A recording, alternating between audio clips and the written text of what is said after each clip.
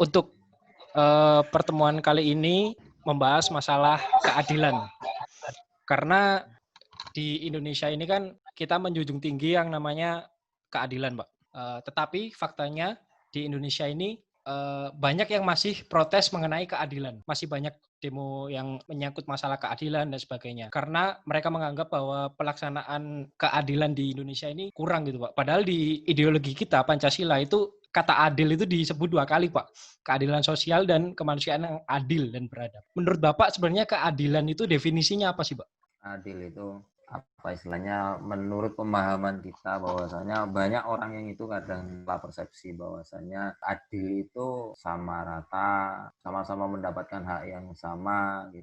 Perlu kita pahami bahwasanya adil itu menempatkan sesuatu itu pada tempatnya. Dalam artian apa? Menempatkan sesuatu pada tempatnya itu tidak semuanya itu berhak mendapatkan hal yang sama. Dalam artian apa? Hak ini sesuai dengan kebutuhan. Kalau memang dia itu punya kapasitas untuk itu, ya kenapa tidak? Kalau tidak punya kapasitas untuk diberikan hak itu, ya saya rasa nggak perlu juga, karena memang belum waktunya. Sebagai contoh, ini juga sering saya contohkan di beberapa pertemuan, baik di ruang kelas ataupun tempat ngopi dan lain sebagainya. Itu istilah sederhananya itu kan, anak SD nggak mungkin kita kasih uang saku sama halnya teman-teman kita yang kuliah atau kakaknya yang kuliah kan gitu kan. Itu logika berpikir yang sederhana seperti itu. Sehingga istilah adil itu ya menempatkan sesuatu itu ya pada tempatnya. Anak SD misal uang sakunya ya sesuai dengan kebutuhan anak SD tersebut. Mungkin hanya untuk beli jajan. Nah, ya sebatas untuk itu. Kalau anak kuliah, kalau hanya sekedar untuk beli jajan, saya rasa kok kurang. Jadi butuh mungkin untuk bayar kos, beli buku, untuk keperluan-keperluan yang lainnya. Nah, tentunya kalau sama-sama kita ibaratkan kalau kita kasih 50 ribuan, saya rasa nggak adil ya. Jadi adil itu menurut perspektif saya menempatkan sesuatu itu pada tempatnya. Jadi tidak melulu harus sama, tidak. Kalau kita bicara keindonesiaan ya, kalau kita bicara lebih jauh tentang keindonesiaan itu kayak misal pembangunan tidak merata. Nah, itu saya rasa ya tidak serta-merta pemerintah itu salah ya, tidak serta-merta pemerintah itu salah. Kenapa pembangunan di wilayah A, B, C kok tidak seperti di wilayah E misalnya. Misal Indonesia ya, apa kalau di Indonesia itu misal Jawa. Jawa ini kan kalau kita bicara pembangunan mungkin sungguh luar biasa. Tapi kalau kita coba melihat ke Papua, nah, ke Kalimantan ini kan masih baru mulai. Karena memang saya rasa pemerintah juga tidak serta-merta menganaktirikan salah satu wilayah, tidak. Tentunya melalui beberapa analisis, melalui beberapa kajian yang tentunya kajian-kajian itu sangat mendasar sehingga tahun kalau kita lihat di RPG MN ya, rencana jangka menengah, rencana jangka panjang, nah itu akan ketahuan pembangunan di Indonesia itu 5 tahun ke depan bagaimana. Nah bahkan ini harus diikuti oleh pemimpin-pemimpin kita yang mungkin meneruskan estafet kepemimpinan. Misal ini sudah dirancang di era zamannya Pak SBY, maka nanti di era zamannya Pak Jokowi hari ini ya harus mengikuti RPG tadi. Jadi harus mengikuti itu karena RPG itu pun tidak serta-merta semaunya mereka, tidak serta-merta sesuai dengan janji politik saat kampanye, tidak. Ini melalui kajian-kajian yang tentunya ini kajian-kajian yang sangat ilmiah, saya rasa seperti itu. Sehingga kalaupun toh pembangunan itu masih belum merata, saya rasa perlu apa istilahnya, kita perlu prioritasnya ini wilayah ini dibangun dulu untuk apa dan sebagainya akan ketahuan. Sebagai warga negara yang baik itu memang harus mampu mengontrol, mau ikut serta ngontrol pemerintah. Meskipun kita semisal berbeda pandangan dengan pemerintah, ya nggak apa-apa. Itu saya rasa baik. Saya rasa baik dan itu sangat sangat dibutuhkan oleh pemerintah. Meskipun kita ini dulu misal memilih Pak Jokowi yang hari ini jadi, ya mau tidak mau, kalau kebijakannya tidak baik, ya kita kritik. Kalau kebijakannya bagus, ya harus kita dukung. Begitu juga sebaliknya. Ini juga saya sampaikan di beberapa forum bahwasanya ketika yang kita dukung ini kalah, kemudian kita apa yang jadi ini kan orang yang bukan yang kita dukung. Selama dia kebijakannya bagus ya harus kita dukung. Nah, jadi selama kita memilih, maka kita punya hak untuk memberikan masukan, memberikan kritikan. Tapi kalau kita tidak memilih, ya diamlah saja kan gitu. Bahkan kalau bisa ya jangan hidup di Indonesia biasanya gitu. Karena tidak ikut berpartisipasi dalam demokrasi kita kan gitu. Berarti intinya adil itu nggak harus rata, Pak ya, tapi Oh ya, sesuai ya benar. kapasitas. Kalau saya itu gini Pak, sempat berpikir bahwa sebenarnya keadilan itu sebenarnya hanya istilahnya subjektivitasnya manusia Pak. Karena selama ini saya tahu, yang saya pelajari ketika dulu misalnya SMA, berbagai seminar dan lain-lain, teori tentang keadilan itu hanya diberikan hanya dari satu sudut pandang saja Pak. Nah masalahnya kan sekarang kalau kita bicara tentang konteks pemerintah dan masyarakat kan banyak sektor-sektor yang harus ditinjau. Misal suatu contoh pertambangan batu bara saja, Pak. Nah, keadilan yang dimaksud ini istilahnya seperti apa? Karena mungkin bagi masyarakat itu tidak adil, tapi ribuan bahkan jutaan orang itu menggantungkan hidupnya dari ya tambang batu bara itu tadi. Tapi semisal kita balik masyarakat pemerintah istilahnya melarang atau sangat tidak menyetujui pertambangan batu bara itu tadi. Nah, bukankah itu bagi ribuan atau jutaan orang yang menggantungkan hidupnya batu bara itu mengatakan itu tidak adil? Nah, itu kalau dari Pak Afid, bagaimana Pak Nggi kalau menyikapi hal itu? Nah, yang jelas sudut pandang ya, sudut pandang itu jelas. Bahkan kita itu kadang, ini kita alami bahwasanya kalau kita itu melihat di lingkungan sekitar kita, oh ini tidak adil dan lain sebagainya. Itu fenomenanya memang seperti itu ya. Fenomenanya seperti itu, sesuai dengan yang tadi disampaikan oleh Mas Mujib ya. Ya ketika kita melihat fenomena itu, maka harus didukung dengan data. Ya, jadi by data. Jadi kalau kita sudah bicara kebijakan, ya bicara kebijakan itu tidak hanya asal mengucap, tidak hanya asal menulis, sehingga itu akan disampaikan kepada masyarakat. Ya. Jadi harus basic data. Termasuk ada informasi tadi, termasuk yang disampaikan oleh Mas Mujib tadi, itu bisa dijadikan data, bisa dijadikan penguat data yang selama ini ada, dan kita sarankan kepada pemangku kebijakan.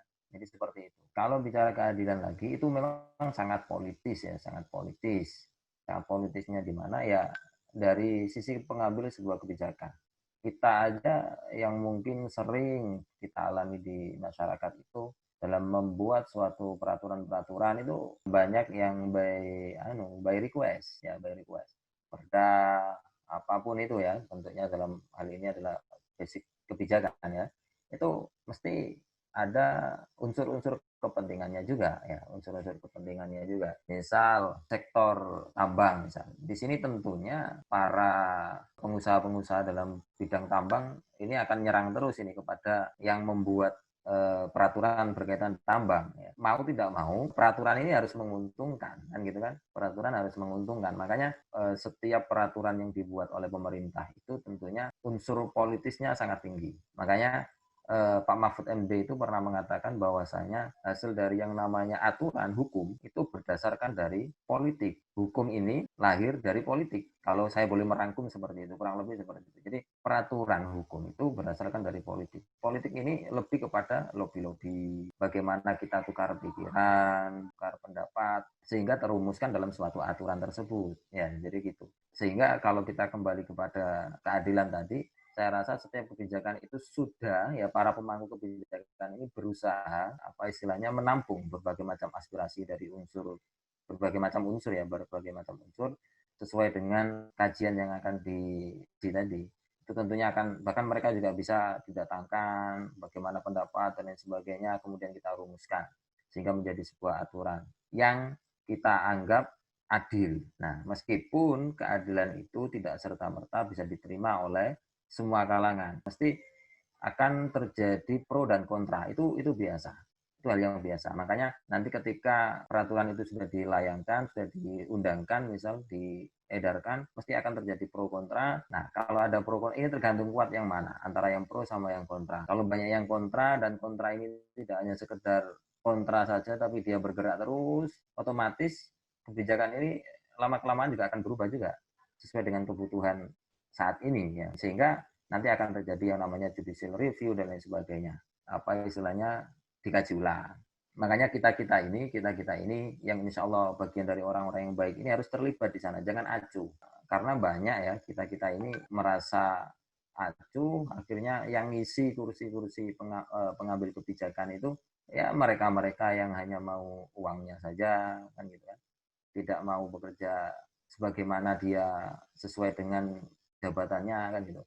Makanya kita ini yang harus memperjuangkan keadilan-keadilan itu atas nama masyarakat. Jangan sampai atas nama masyarakat ini menjadi jargon kita sebelum kita menjabat. Tapi setelah menjabat, masyarakat ini rakyat ini hanya sebatas sebagai alat aja. Nah, ini yang terjadi. Makanya kita ini punya PR besar untuk mengawal itu semua dan kita harus terlibat di dalamnya, sehingga kita ini mampu mewujudkan yang namanya keadilan. Keadilan bisa dirasakan oleh semua, meskipun semuanya juga saya rasa tidak akan bisa menikmatinya dengan secara universal ya. Meskipun ada yang puas, ada yang tidak, itu aja. Kalau misalnya keadilan tidak bisa diterima oleh semua kalangan, Pak, berarti kan nggak adil, ibaratnya kayak gitu. Terus menyikapi itu gimana, Pak? Misalnya kita menjadi korban dari keadilan yang mungkin tidak bisa memuaskan kita. Terus menyikapinya seperti apa, Pak? Kita sebenarnya itu tadi, kita misal posisinya ada yang di kontra ya. Jadi mau tidak mau kita ini harus berjuang, harus melakukan audiensi ya. Kalau memang perlu melakukan gerakan, kenapa tidak? Nah, di negara kita memang boleh ya, di negara demokrasi boleh kita melakukan gerakan-gerakan yang itu ya dasarnya atas kepentingan rakyat, atas nama masyarakat, nggak ada masalah. Namun harus apa istilahnya melakukan audiensi dulu, kita diskusikan dulu, saya rasa akan ketemu. Makanya dan itu sudah diajarkan ya, sebenarnya sudah diajarkan pada sila keempat. Ya. Sila keempat ini kalau kita boleh bicara politiknya luar biasa di dalam, ya, sangat politis di sana. Makanya kerakyatan yang dipimpin oleh hikmat kebijaksanaan dalam permusyawaratan perwakilan itu tidak hanya sebatas sebuah musyawarah dari orang-orang pinggiran saja, ya. Misal orang-orang pinggiran ya kayak kita ini, ya yang tidak punya kekuasaan, tidak punya apa, hanya sebatas diskusi. Setelah itu ya selesai. Memang keadilan itu sangat subjektif ya, sangat subjektif. Ya. Makanya kita ini jangan pernah mengandalkan pemerintah, ya, jangan pernah mengandalkan pemerintah. Selama kita ini mampu bergerak, bisa bergerak, ayo kita bergandengan tangan, kita upayakan, kita bantu yang memang kita rasa mereka ini mendapatkan ketidakadilan, ayo kita bantu bareng-bareng. Nah, di sana. Karena kalau kita nunggu dari pemerintah juga sama, ya, prosesnya sangat panjang. Meskipun Pak Jokowi sudah melakukan penyederhanaan dan lain sebagainya, saya rasa luar biasa, tapi masih banyak beberapa yang perlu menjadi evaluasi. Jadi kita ini sebagai yang ada di bawah juga harus bergerak, nggak usah nunggu punya jabatan apa, ya sesuai dengan kapasitas, sesuai dengan kemampuan kita. Gitu. Saya rasa seperti itu agar kita ini bisa sama-sama melunasi janji-janji kemerdekaan kita, gitu. Jadi saling membantu, tidak menunggu arahan dari pemerintah, selama itu atas nama NKRI, atas nama Pancasila, nilai-nilai Pancasila, kenapa tidak? Nah itu. Jadi saya tekankan lagi bahwasanya ya keadilan ya sangat subjektif, memang sangat subjektif. Kita tidak bisa memaksa semua, misal pembangunan seluruhnya harus dibangun semua, belum tentu. Makanya ada memang beberapa karakter pemimpin itu menyiapkan infrastrukturnya dulu, ada yang menyiapkan SDM-nya dulu, nah ada yang seperti itu. Jadi saya rasa kajian itu yang juga beberapa sudah disampaikan oleh Mas Mujib itu sudah dilakukan oleh para pemangku kebijakan itu dalam rangka untuk apa? Ya dalam rangka untuk mewujudkan keadilan sosial tadi. Meskipun belum semuanya terpenuhi. Meskipun semuanya belum terpenuhi. Seperti itu, Mas. Kalau bicara tentang konteks gerakan tadi, misal ini kan kita sebagai mahasiswa kan pasti ya menganggap suatu istilahnya gejolak-gejolak yang ada sekarang itu sebagai sebuah ketidakadilan, Pak. Nah, ketika mungkin kita memperjuangkan atas nama masyarakat, atas nama rakyat, nah Pertanyaan saya itu Pak, rakyat atau masyarakat mana yang harus kita perjuangkan? Karena seperti ini, misal kita memperjuangkan, misal kasusnya tambang tadi Pak, masyarakat terdampak itu kan yang pasti kita perjuangkan. Nah, tapi di sisi lain, di dalam tambang, suatu ekosistem tambang itu sendiri, pastikan ada berbagai kasta masyarakat juga. Istilahnya ada juga masyarakat kecil yang bekerja di situ, dan sampai kasta masyarakat tertinggi pun kan juga ada yang bekerja di situ, Pak.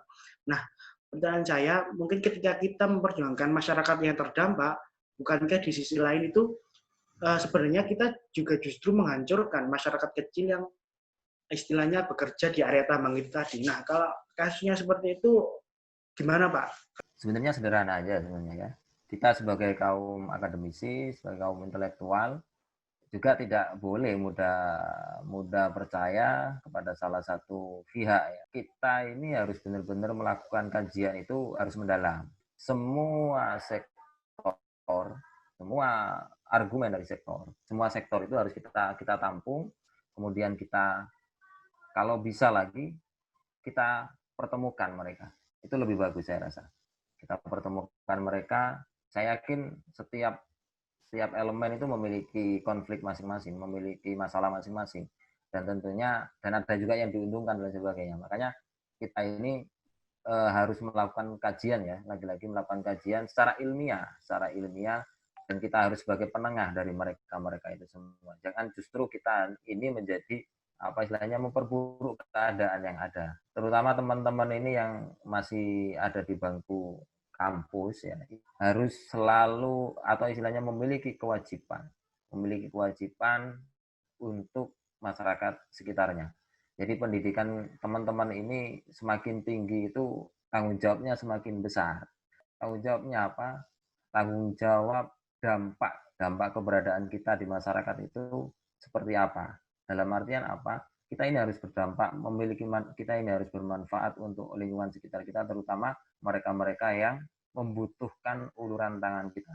Ya. Saya yakin kita ini tahu indikator kita bahwasanya orang yang butuh dibantu itu yang mana. Saya yakin itu umum ya, dalam artian ini urusan hati, urusan perasaan ya. Jadi kita dalam mengambil sebuah kebijakan apapun tidak boleh dengan ego ya, memang tidak boleh dengan ego, tapi dengan hati. Makanya para hakim itu kan yang paling penting itu kan hatinya harus digerakkan betul. Kalau hanya menggerakkan egonya, saya yakin yang terjadi ya kesemrawutan terhadap aturan-aturan yang ada di negara kita terutama. Nah, makanya dalam mengambil sebuah kebijakan dengan hati, dalam kita ini sebagai kawan-kawan sebagai mahasiswa ini bergeraknya dengan hati tanpa dikasih uang pun selama itu layak diperjuangkan ya kita perjuangkan. Tapi kalau ada uang pun kalau tidak layak diperjuangkan ya kita harus angkat tangan, tidak mau kan gitu.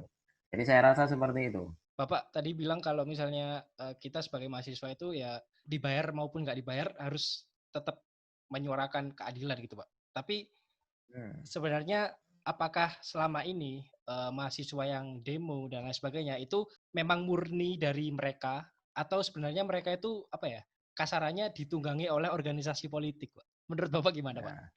Nah ini awalnya gini, ini ada yang belum terjawab tadi ya.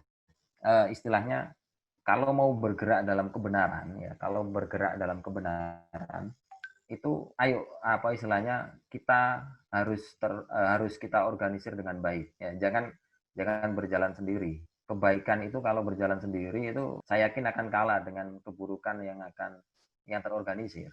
Kalau di Islam itu diajarkan seperti itu. Jadi kebaikan itu harus kita organisir dengan baik agar menjadi gerakan yang baik pula. Karena kalau kebaikan tidak diorganisir dengan baik, itu akan kalah dengan keburukan-keburukan yang terorganisir. Nah, seperti itu. Jadi kalau ada mahasiswa yang ditunggangi dan lain sebagainya itu ya saya yakin ada ya. Apalagi kalau kekuatannya itu besar ya, apalagi kekuatannya besar itu mesti nanti akan ada teror dan lain sebagainya.